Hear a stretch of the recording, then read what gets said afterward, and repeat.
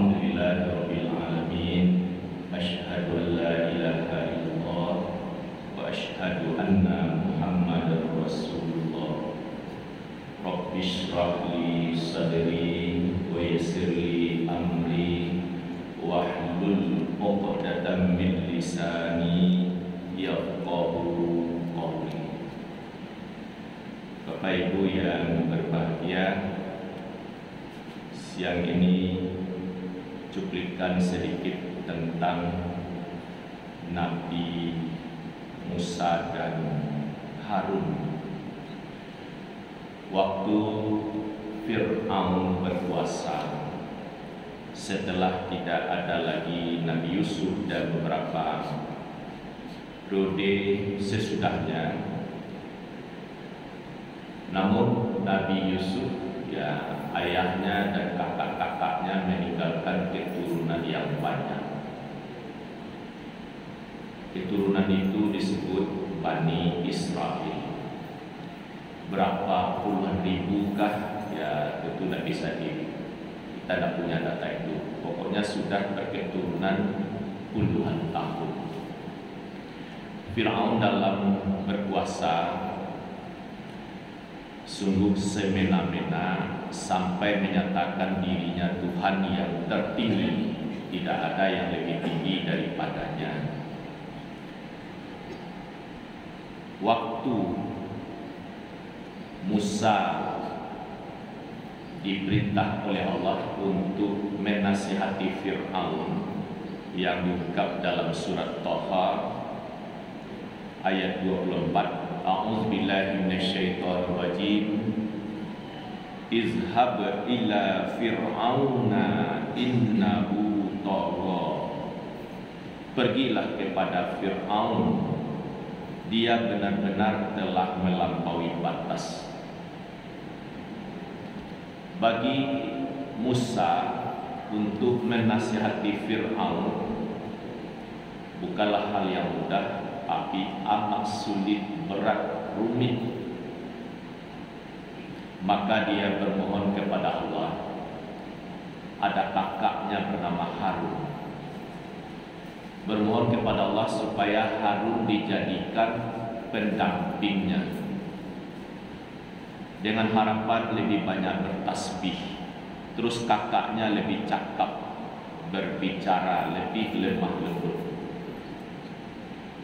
Terus permintaannya lanjut supaya Harun diangkat jadi rasul. Doa Musa Allah kabulkan, jadilah Harun sebagai rasul. Jadi kalau dilihat dalam urutan 25 rasul itu, Musa lebih dulu, sesudah itu baru Harun.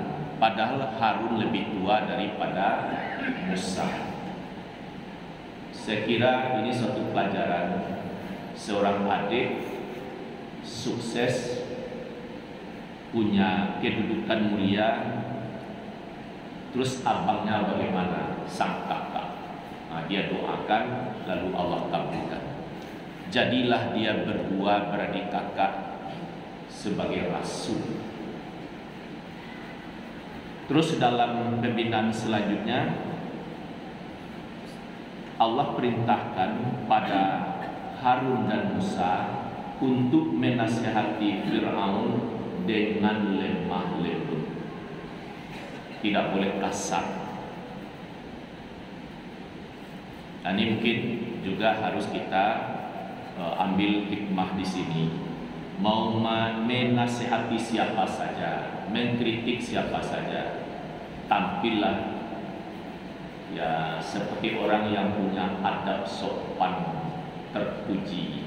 Kekuatannya di situ, daripada mahampe-hampe mari Arya atau kata-kata yang tak enak didengar.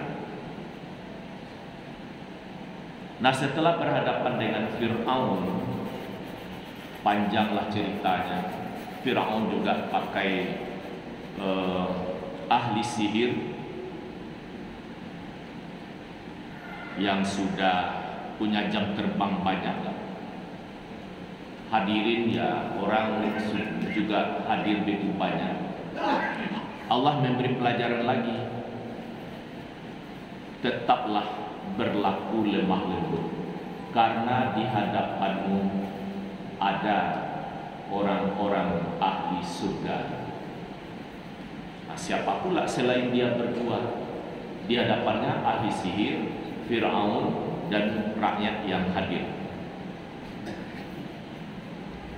Waktu ahli sihir melepaskan tali-tali yang dia miliki, semuanya menjadi ular menakutkan. Musa melepaskan tongkatnya, jadilah ular. Berapalah besarnya ya Allah alam. Tapi seluruh ular-ular yang ada itu dimakan habis oleh ular yang berasal dari tongkatnya Nabi Musa. Melihat kejadian itu, ahli sihir sadar bahwa dia bukan berhadapan dengan ahli sihir, tapi dengan seorang rasul. Maka bersungkur sujudlah dia, menyatakan beriman kepada Allah, beriman kepada Musa alaihissalam, mengakui Musa sebagai rasul. Melihat ahli sihir ini beriman, Fir'aun tambah marah. Mengapa kamu beriman padahal belum saya izinkan? Maka berlaku hukuman salib, ya, dibunuh matilah semuanya. Kiranya itu yang dimaksud, wahai Musa, Harun, tetaplah berlaku lemah lembut, karena di hadapanmu ada ahli surga. Berarti ahli sihir tadi dia sadar bahwa di hadapannya adalah seorang rasul, lalu dia beriman dan dia dihukum mati. Orang ini termasuk beruntung, tersahuti firman Allah, wala tamutunna illa wa antum muslimun. Sekali-kali jangan mati kecuali dalam keadaan berserah diri. Nah, lalu suruh kita sedikit. Waktu Musa dan Harun disuruh memberi nasihat, Musa berdoa, karena ini bukan hal yang murah, tapi berat, sulit. Berdoalah dia.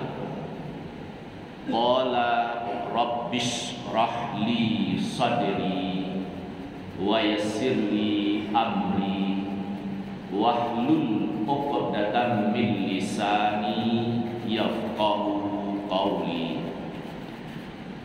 Berkata Musa, atau Musa berdoa, ya Tuhanku, lapangkanlah dadaku, mudahkanlah urusanku, hindarkanlah kekakuan dari lidahku, agar mereka mengerti berkata.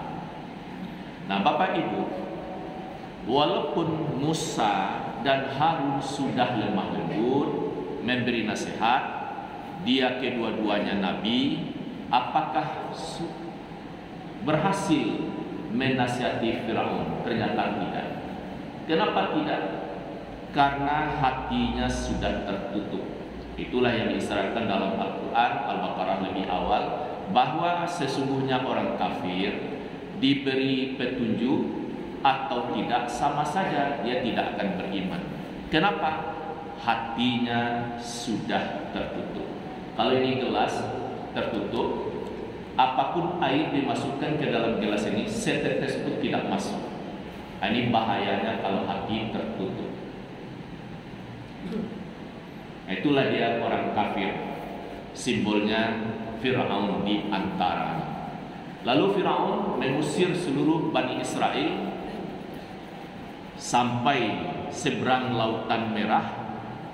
Musa sampai di pinggir pantai, dia pukulkan tongkatnya, air bersibak kiri kanan. Musa dengan umatnya mulus sampai seberang. Tapi Fir'aun di dalam pertengahan itu, air kembali menyatu, maka matilah semua Fir'aun beserta bala tentara. Jadi orang kafir, orang sombong, di dunia dia hina-hina, di akhirat tentu lebih celaka. Maka marilah kita bersyukur, sesungguhnya orang-orang beriman beruntung. Demikian Bapak Ibu, billahi taufiq wal hidayah. Assalamualaikum